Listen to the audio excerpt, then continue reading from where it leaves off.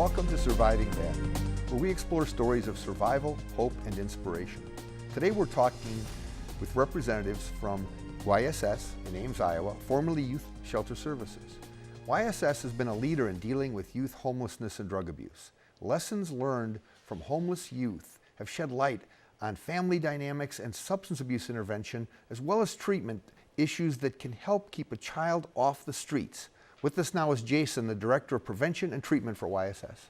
Jason, welcome to the show. Thank you very much, Peter. Tell us a little bit about this transition and the history of YSS and its new name and what this means for the community. Well, you know, we've gone by YSS for many years, Peter, and really what we're doing is reinventing ourselves as we move in to the future. The programs, what we've done in communities has been so rich over the last 41 years, and as we see ourselves moving forward, we wanted to simplify. We wanted to look at ourselves and say, what do we do best? And we're really leading with youth standing strong, because that defines us. It defines the advocacy we've done over the years, and it really defines who we are. You know, we focused in 3 core areas: transition, treatment, and prevention.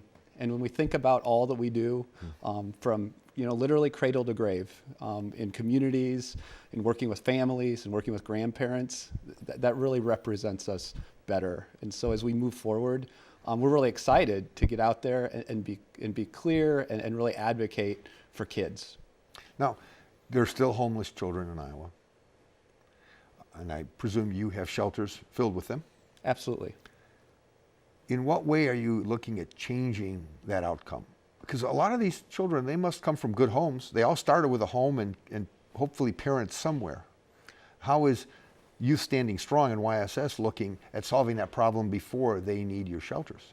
Well, absolutely. You know, the answer isn't treatment facilities or shelters, or, we just opened Youth Opportunity Center in downtown Des Moines last year, 1 year ago yesterday, actually.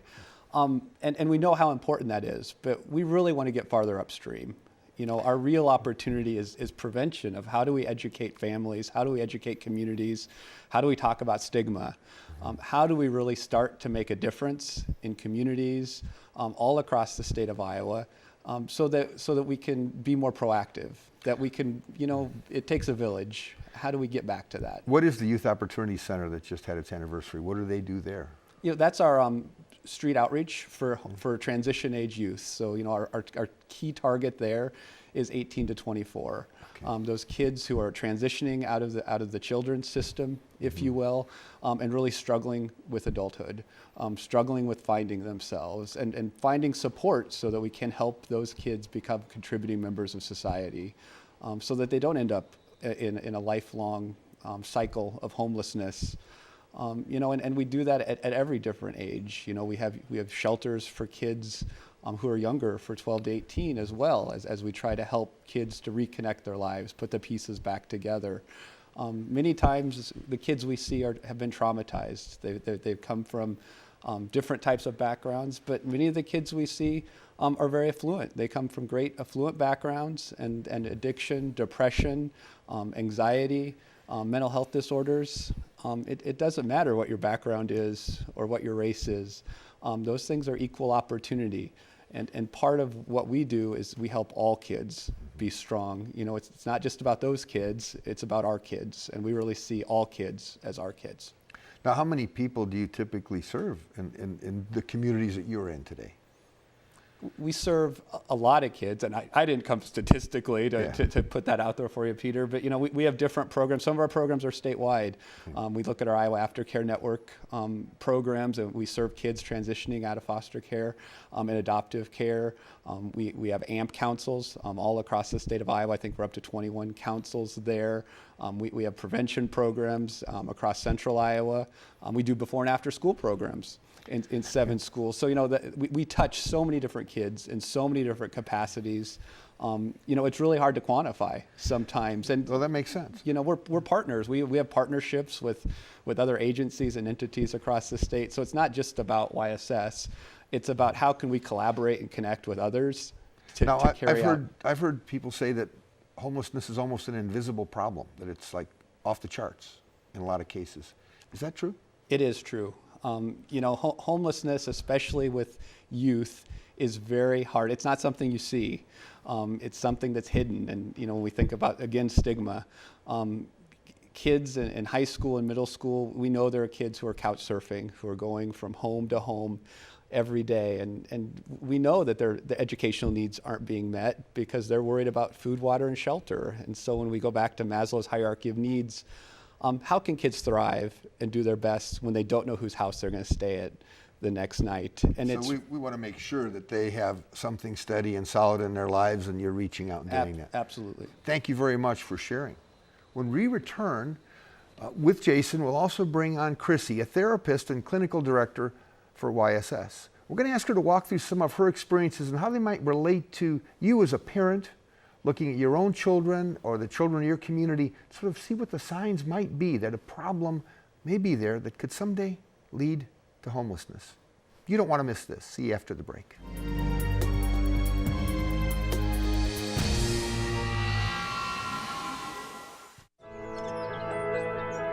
Believe in us. Believe in us because we giggle. we grow. We dream. We fight. We dance. We heal. We try.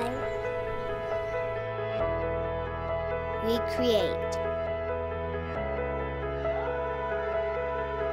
We hope. We learn. We believe we all have potential. We are youth standing strong. Hi, I'm Carnell. If you're like me, you spend a lot of time online, streaming shows, downloading files, and Skyping with family. That's why Mediacom recently boosted many of our internet speeds at no extra cost. We call it Always Faster Internet because we're always improving to meet your needs. And when you combine improved speeds with hassle-free Wi-Fi, you get super fast speeds all over the house. So more gets done even faster. The power to make a good thing even better, the power to simplify.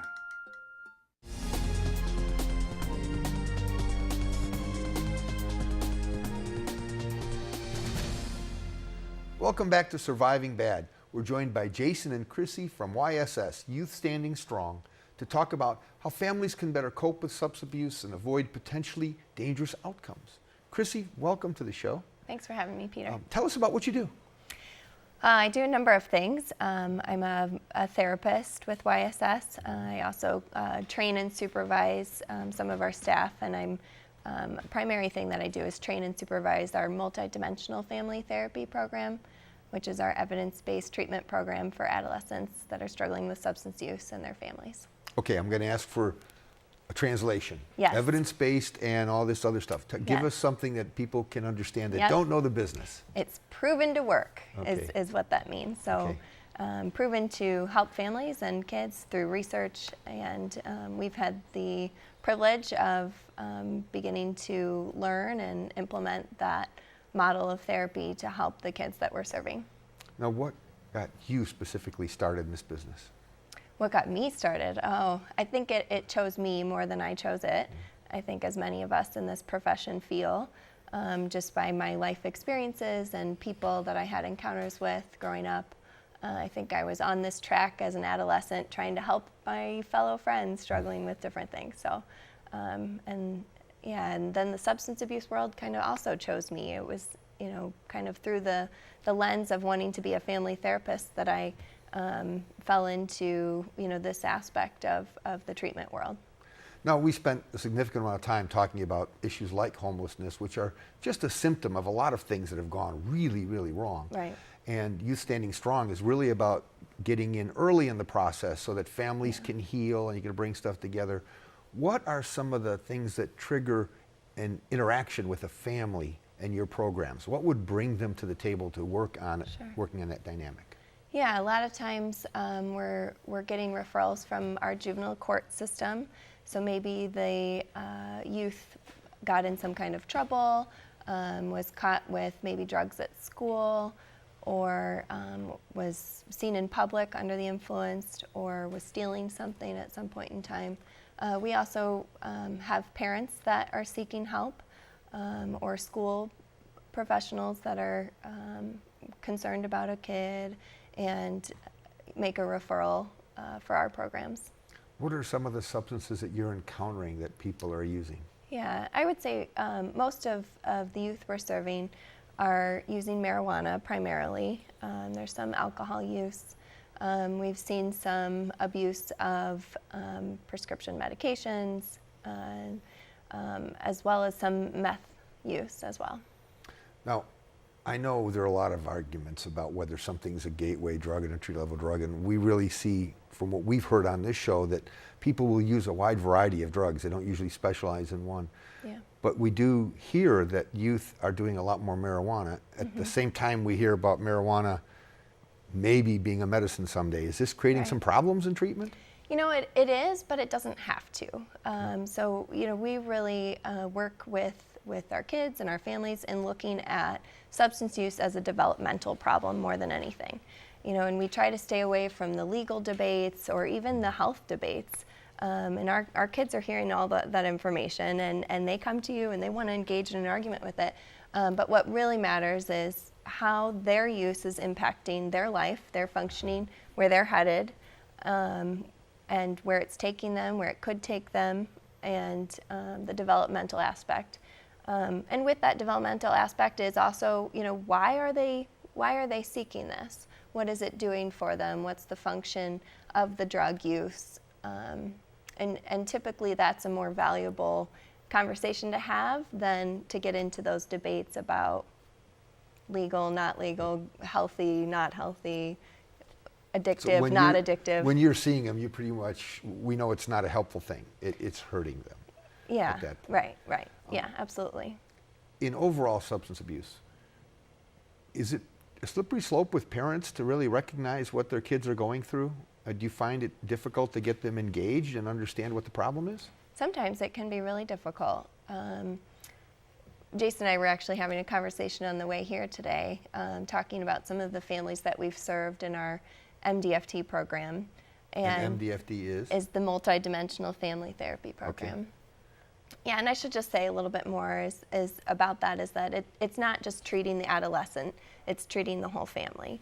It's addressing a substance use problem as a family problem, and beginning to engage the parents at taking a look at their component of this. You know, how are they helping or hurting some of the problems? And it's not just substance use, it might be mental health and other things too. That's actually a great point, because you're talking about hope and healing and a lot of good things happening that have maybe started out on the wrong foot. Yeah. Thank you for sharing that. When we come back from our break, our guests are going to talk about addiction, mental health, and signs you need to watch out for in your children and loved ones. Stay with us. You don't want to miss this.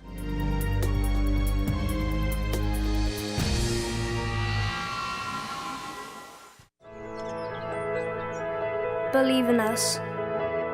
Believe in us because We giggle. we grow. We dream. We fight.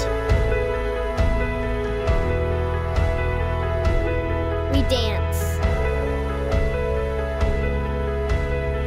We heal.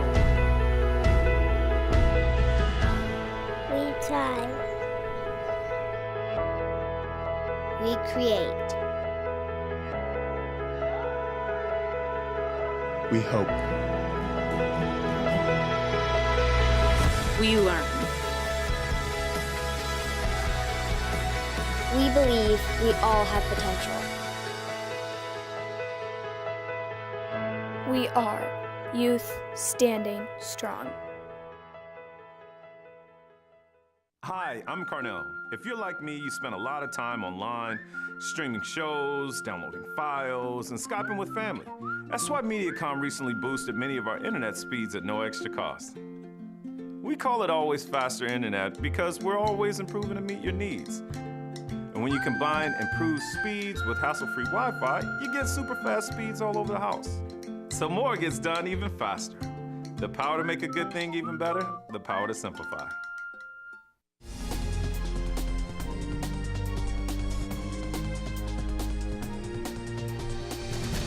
Welcome back to Surviving Bad.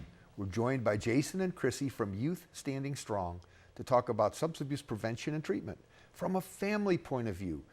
Let's take an inside look at the warning signs that you as a parent might need to be aware of to keep your family safe. Chrissy, share some stories with us about things you've learned or advice you might be able to give to parents when we're looking at this family thing, because I know for most parents, you don't really want to look at your own family that critically. Sure, right. Yeah, I think it's similar to a lot of things. It's it's just knowing that things aren't quite right. It could be with school, it could be presenting in school where grades are declining. Could be just with their health. A kid might be having problems with sleep or not sleeping at all or sleeping too much. They could be having problems socially. Change in their friend group, that kind of thing. These are some of the warning signs. Don't we just call those teenagers? Exactly. Is a lot of that Yep. just normal? How do you know when it's really dangerous behavior? Exactly. Well, and I also think there's something to say, and this is more speaking to, how parents are the medicine, is that I think parents know their kids better than anybody. Parents are the experts, and so there's really something to say for trusting your gut as a parent. If you're concerned about your kid, if you find yourself wondering if everything's okay and they're not talking to you because they are teenagers, I would say, don't just assume that it's just because they're teenagers and that's what teenagers do. We hear that a lot. But, go the extra step of asking the difficult questions or connecting with that child with somebody to ask those difficult questions. One of the challenges, Peter, is sometimes parents hope that it's not their kid, and stigma. And this isn't something you really talk to your friends about. You don't talk to other parents about if you think your kid is using or you think your kid is suffering from depression or anxiety. Those are still kind of taboo subjects in our society. So, one of the biggest barriers sometimes we see with parents is taking that first step and really looking at their kid, looking at their and having the conversation of what is going on. There's still a lot of shame involved with addiction and behavioral health issues in general. And part of what we want to do is educate not just parents, but schools and everyone who comes into contact with kids so that they can have those conversations and have them be healthy and beneficial. So let me ask you then, you have a parent and you sort of have these scales, okay, is it embarrassing, is it shameful, what if I'm wrong and accusing my child? When does that become an action step? What should parents do when they are in that sort of state of confusion? Yeah, I think a piece of it is to recognize that whatever the emotion is, fear, worry, concern, guilt, can be a driving force for them. I think that's maybe a piece of it, is to recognize that whatever it is that is getting in the way could actually be the thing that moves it forward. What would a parent do, or what could they look to get from you if they contacted you, your organization? Yeah, help and support with a really difficult thing. I say to parents all the time, parenting is the toughest job in the world. Parenting a child that's struggling is an even more difficult job. And if you add into that co-parenting, parents that have separated, then it's a really difficult situation. So they need help, they need support, they need guidance, and the child does as well. So I'm sitting here, maybe even a child can call, but I'm sitting here and I think, wow, I just watched this show and maybe I need to call somebody, and they go to your website and look you up. What would happen? What would they encounter? How would you approach that? Yeah.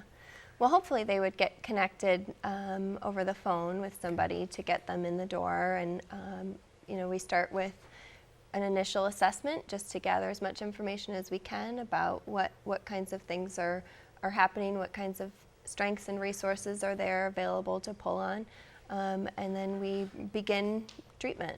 So it sounds like you try to turn what potentially is negative into a positive. Yeah. So even if a parent came to you for help and there turned out not to be a problem, they might gain some great skills in terms of managing the family, because Yeah. the emotions are what's scary sometimes. Yeah, absolutely. Or, and the multidimensional aspect is that we aren't just treating the adolescent. We're treating the parent as their them as an individual and their adult functioning, and their functioning as a parent, and then of course the family as well. And you get to see a lot of success stories in doing that, I bet. Yeah, we've had some really good outcomes in our work that we've been doing this for. I think 4 years is what we're coming up on with this program, and it's intense and it's really challenging work, but it's really rewarding when we do get those positive outcomes.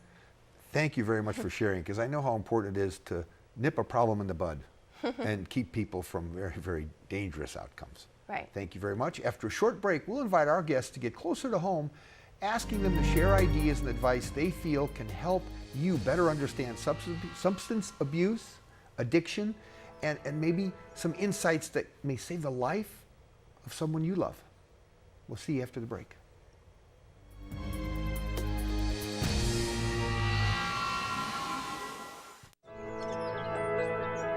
Believe in us.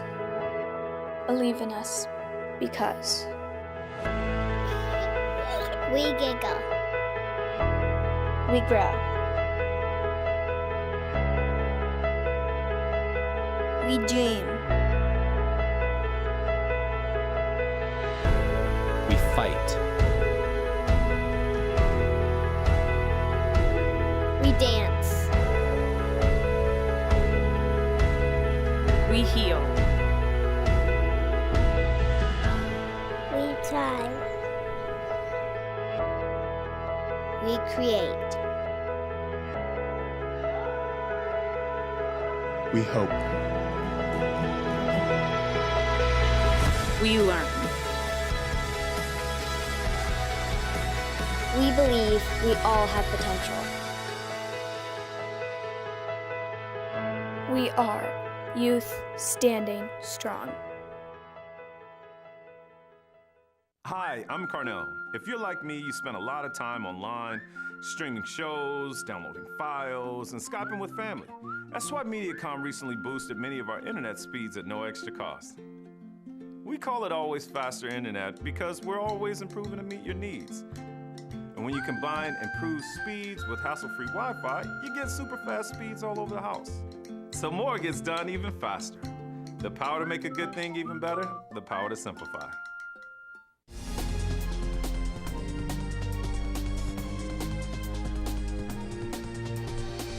Welcome back to Surviving Bad with our special guests from Youth Standing Strong, where we get to share some ideas and advice. Pay close attention. What they have to say may make a difference in your life. Welcome back. Chrissy, do you have a story about maybe an emotional experience you've had where you've seen somebody go through transformation that you can share with us? Yeah, I have a couple. Okay. And it's been really intimate work that I've done with these youth and their families. And I'm thinking of one individual, young girl. I was, I think, a senior in high school at the time I met her, and potentially not going to make it to graduation. And she was really off track in a number of ways, doing some sexually risky behavior, really immersed in her substance use, and really disconnected from her parents. And really a lot of the work we did was to reconnect her with her parents. And when I've gotten updates on how she's doing, I recognize that that was the most important thing to do. She's now a young adult and in nursing school. She did graduate that year. And she still lives with her parents in an effort to stay on track. So her parents really became her strong support to stand on in order to maintain recovery, to stay on track with her life and her goals that she wanted to accomplish. That's a great story. Jason. Yeah, I think of one. Well, before you start, though, this is what's cool here is you're a little bit distant from the actual Right. treatment side, Right. but you're also talking about children and adolescents. It's not adult treatment here, Right. but yet the parents are really brought into the picture. Right. That's great. Now let's hear what you have to share. Well, I was thinking of a mom who's actually served on some statewide committees with us. And she shared with me at one of the last times that she would have never thought of herself as giving a voice to addiction, that she never thought of herself as being someone called to be a voice. And now she's kind of a symbol that other parents can go to as a resource because she's willing to tell her story because of working with Chrissy and the work that she's done with her family. So it kind of inspires me that we are making differences within communities. And that's really exciting. That is good. That's a great outcome. And Chrissy, you said I thought you said you had at least a couple. You have another story to share with us. Well, you did. The way you posed it was thinking about stories that really touched me, and I worked with a couple young men at 2 points in their life, and so I got very immersed in their journey and in their family's journey, and worked with one parent with each of those young men, and the one of them had lost a parent, and it was kind of a healing journey for both the father and son to begin to heal together and connect together about the loss they experienced. And that one really touched me and moved me deeply. I even remember working with my trainer of MDFT at the time, and she kind of said to me, like, it allow him to break your heart, and they did in a way in that session, in that time that I was working with them, just really connecting with their journey and their story. Now, from each here quickly, Jason, what advice would you give to a parent watching the show if they felt they wanted to do something? To act on it, to reach out and ask questions. And find someone to talk to, find a reputable therapist, and go in and just check out those feelings. I think, Chrissy said it well earlier, go with your gut instinct. And if you feel like something's wrong, it is. Chrissy, if somebody needs to get a hold of your organization, where should they go? Yeah, yss.org, youthstandingstrong.org. They can also call our outpatient clinic. Thank you very much for sharing, and thank you for joining us today. Keep your eye on Mediacom for our next episode where we explore Iowa stories of survival, hope, and inspiration. Only on Surviving Bad on Mediacom MC22, your local programming leader.